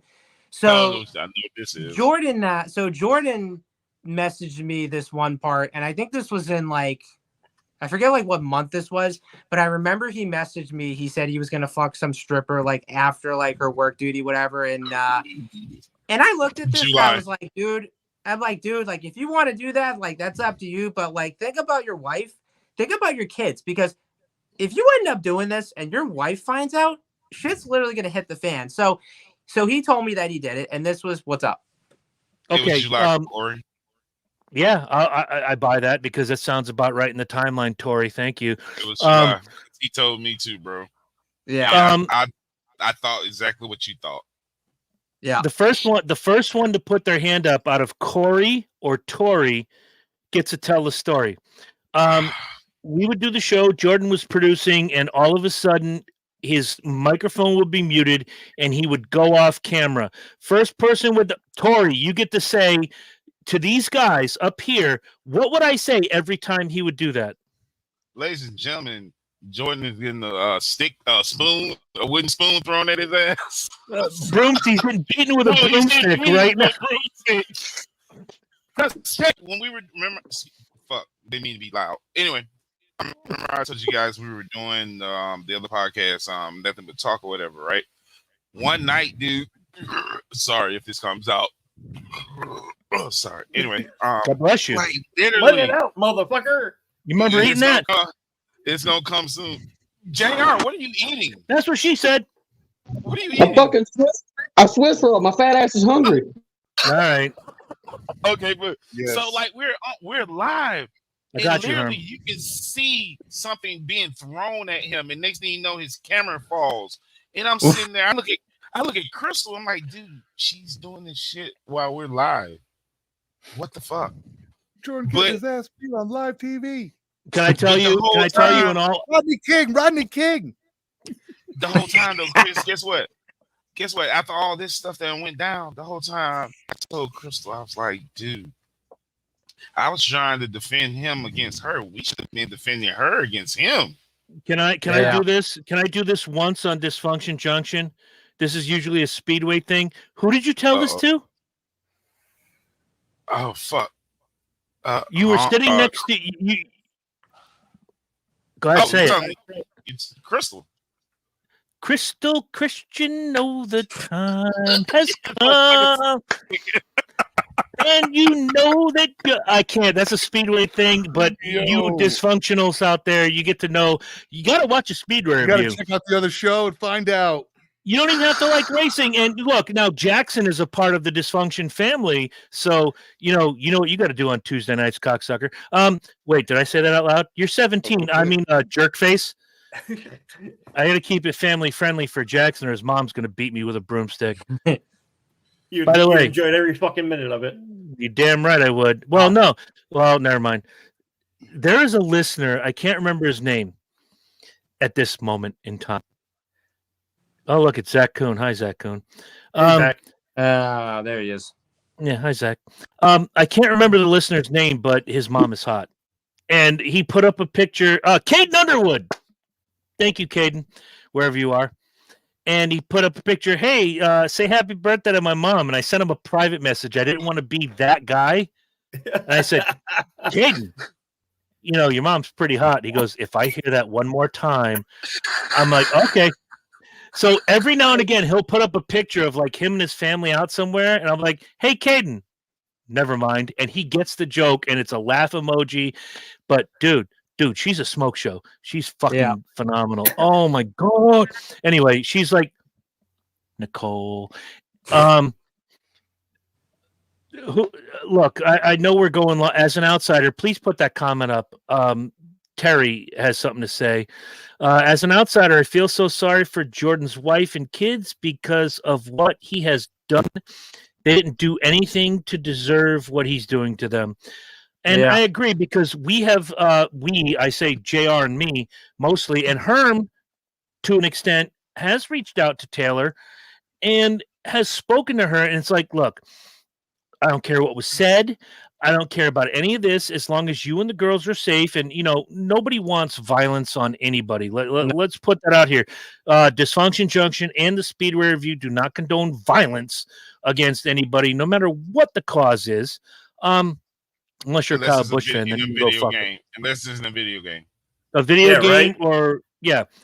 or you root for the fucking Saints. Unless it's Modern Warfare 2, Right. and I'm blasting your ass. Right. I'm coming out of retirement soon. Oh, fuck yeah, that's a great. Great. These two are going to have a jerk off session with each other playing a game. We will, and we will. It's all good. Goddamn second of it. I actually quit playing Warzone just to get on the show. Oh, nice. Yes. One thing I want to bring up, because somebody brought up Nothing But Talk. I think it was Tori. Yeah. There was a time where Jordan reached out to me and said, hey, I want you to be, because I used to write for a wrestling website, wrestlingonline.com. Go look them up. Very fantastic site. I still do writing for them every now and again. Dysfunction Junction featured one of the old writers and myself and Herm doing a SummerSlam in review in August. Mm-hmm. So he reached out. He goes, would you like to do this? We have Justin Credible, former ECW heavyweight champion. I'm like, fuck yeah, I'd love to. Oh, wow. And I'm prepped. I'm ready. And the night before the broadcast, Jordan says, he's trying to pimp me out for $150. Like, well, I'm not doing the show. If he's pimping you for extra money, I'm not down with that. No. So nothing happens. can I just tell you all that this week I reached out to Peter Polacco, who is the guy behind Just Incredible, and he said that never happened. There you go. Yep. I remember that whole episode. And we were you Tori, we were hype. Yes, we were. Tori, we were hype. drunk. I had a 12-pack sitting here cold. I had about 5 rolled in front of me. Oh, it was going down. It was going down. It was a party. And that's when he hit us with that shit, man. I never thought about that. Wow. Yep. And I want, again, I just said his real name out loud, but Justin actually said, here's the email of my PR guy. Go talk to him. And the fee for an interview, which we didn't know, he agreed to it. The fee for an interview is $75, not $150. Damn. $75. Because a lot of these old wrestlers, look, on my show back in the day, Road Warrior Animal, who was my friend on Facebook for 6 years before I asked him, hey, would you mind doing an interview? Yes, absolutely. The anniversary of his passing just passed. Miss him every day. What a great guy to talk to, especially with me. We would talk politics all the time, me and Joe. And he's the father of my favorite college football player of all time. So, Gary Wolf, Pitbull #1, Jim Leyritz. Nobody charged me anything. It was just you build a relationship and then you go in for the kill. But to hear that, I'm like, $150? Nah, fuck that. I could pull in Barry Horowitz for free. Which, hey, let's be clear, Barry Horowitz is a name that us '80s wrestling fans would know. The greatest jobber of all time. Herm and I sitting in the third row of Monday Night Raw, cheering Barry Horowitz. Barry Horowitz. How many minutes, Herm? What? You're talking to your wife. How many minutes? Oh well, now. Fuck. Anyway, all right. Before we say goodbye to everybody, I do want to say this. I'm the one that typed up the separation post, and I meant everything I said. Thank you for your contributions to the show for 2 years. Thank you for what you brought to the show. Thank you for the guests. And I want to say this out loud, although I talked more than I wanted to tonight. I hope you get your shit together, and I hope you take care of the people that... Later, Jackson. Oh, wait. Hi, Jackson. Your wife really wants that Popeyes, doesn't she? No, we're going to a real restaurant. We're going out with a friend that's been in town for a week. I'm sorry to keep you. You're the one that said we could go long, and here we are. No, 8 minutes long. I didn't know there was plans made, so I'm trying to make everybody happy. I typed that up, and I do want him to get his shit together. I do want him to, make right by everybody involved, whether it's Bill or Herm or me. A lot of the things that were said over the last week and change, a lot of it could have been left out. However, here we are. I don't wish Jordan anything but the best. I hope he gets his life together.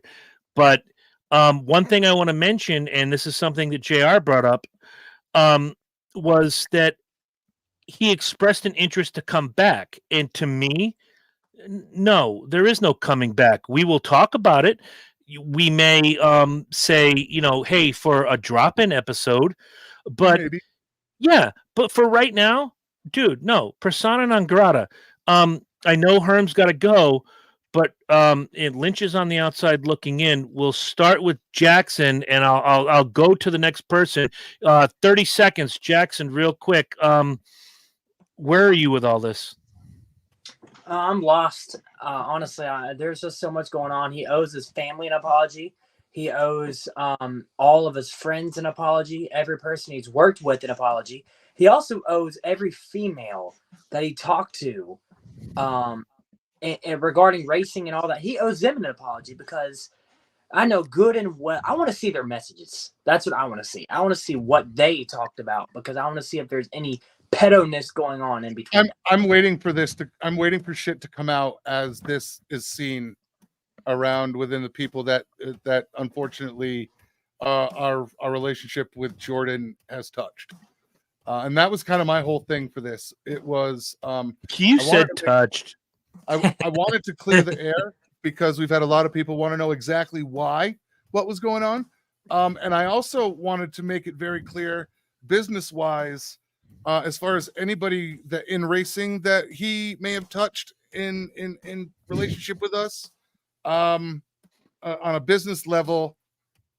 I don't know how many, Lord knows how many people out there he's asked for money. So just if you're in business in any way with Jordan Balisico, the Speedway Guy, as his name is right now, be very That shit's got careful. to change. Be very careful The pedo guy. and watch your daughters. I'm All right. just go going ahead, to say real Lynch. quick. I'm just going to say real quick. I agree with everything Jackson just said. That's my perspective of it as well. Everybody is owed an apology. Money needs to be passed around. We got to zip this up. There's a couple other details, Burns. If you want to hang around after Herm leaves, I got a couple questions we can do off the show.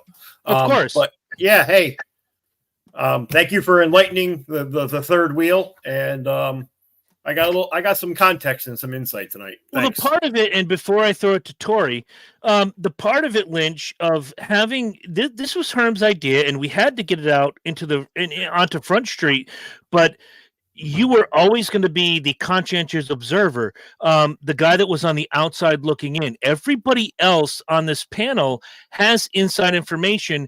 You're the guy. Jay Reynolds, how are you? You missed a lot, kid.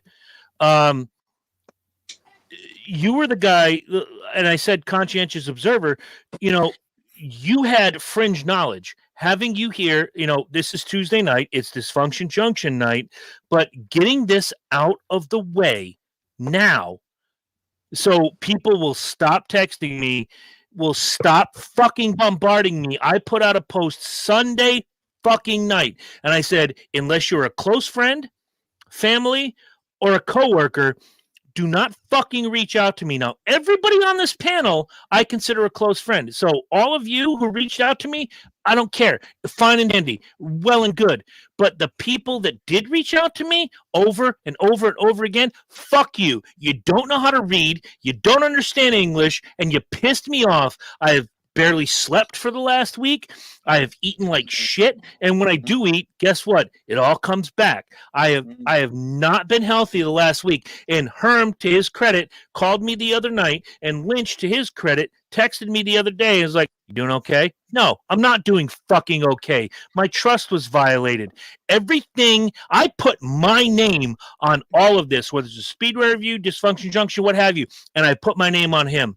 And I said, when Herm asked me, can we trust this guy? Yeah, we can trust this guy. Look what happened.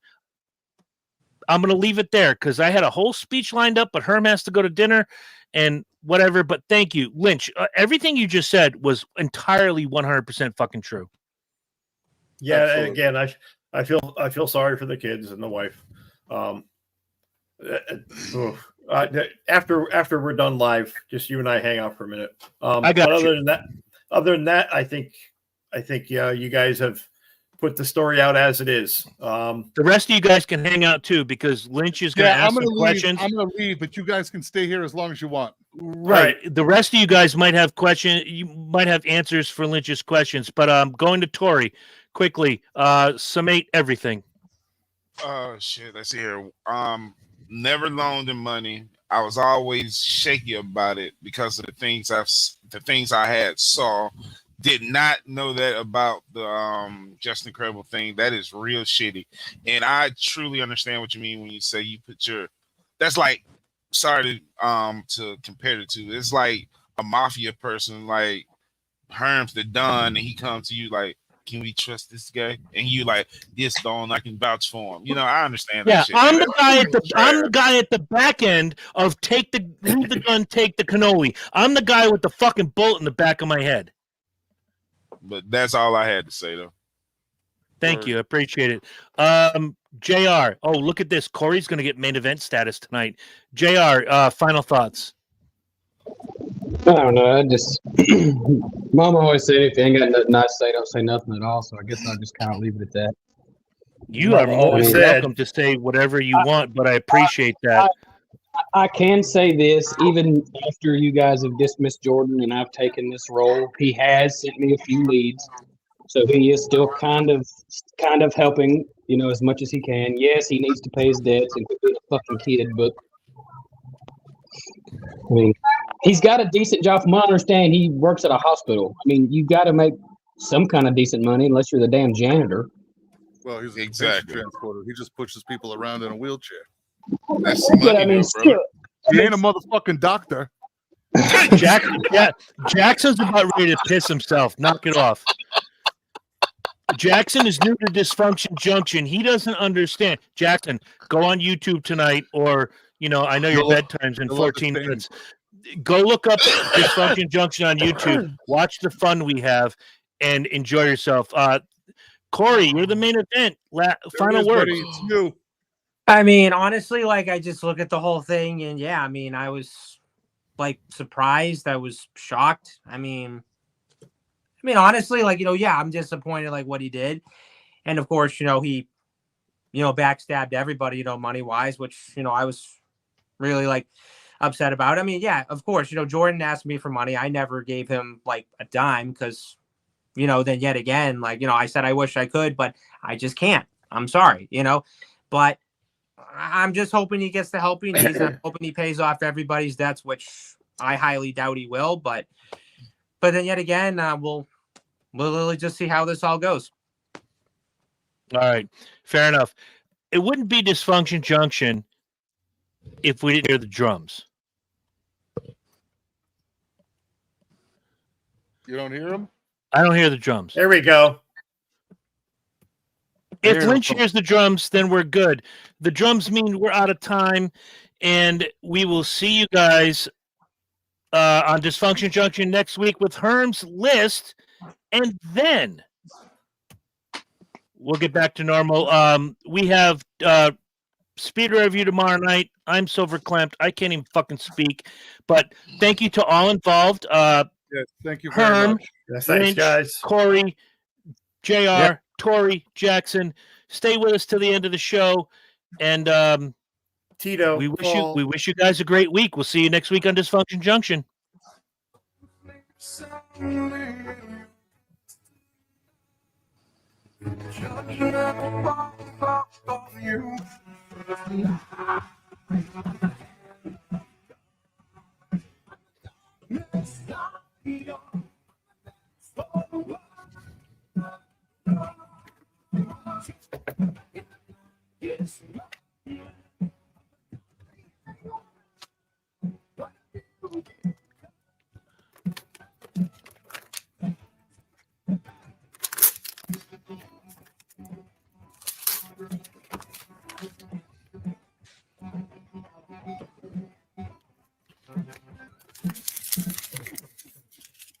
Anybody got $1,500 I can borrow? I'm fresh out. You got $2,000. God. You got I'm just $2,000. I waiting on- swear it's not for hookers or